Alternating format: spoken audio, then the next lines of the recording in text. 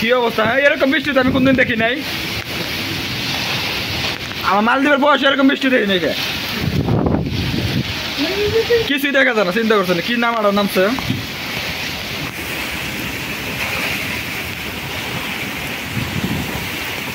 কঠিন ঘূর্ণিঝড় হয়ে যাবে।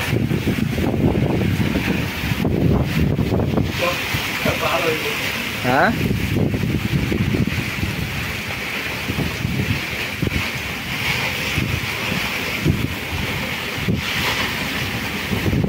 কি বাতাসা ঘূর্ণিঝড় বাইরের, তাহলে কি অবস্থা চলতেছে?